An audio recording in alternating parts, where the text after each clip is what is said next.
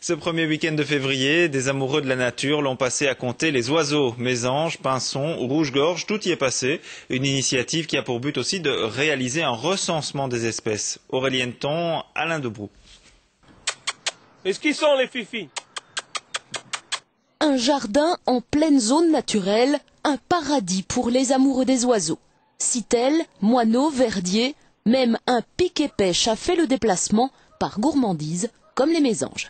Et elles ne se gêneront pas de venir à la mangeoire, même en notre présence.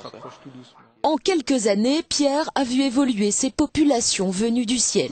Aujourd'hui, il recense ses invités. Il commence à y avoir du monde. Ici, je n'observe plus ou très rarement des moineaux domestiques. Or, mes bâtiments offrent encore un biotope qui leur permettrait de nicher.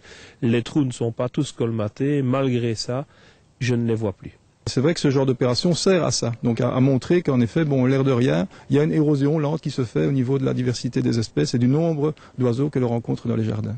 Par grand froid, un oiseau peut perdre 10% de son poids en une seule nuit.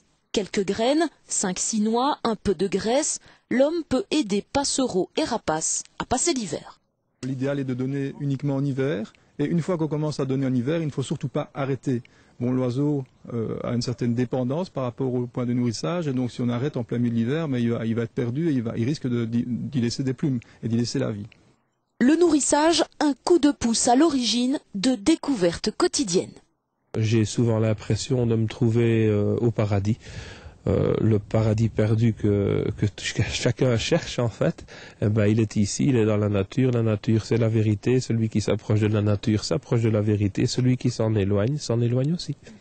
Aucun animal n'est oublié, y compris l'écureuil, lui aussi participera au bonheur de ce jardin.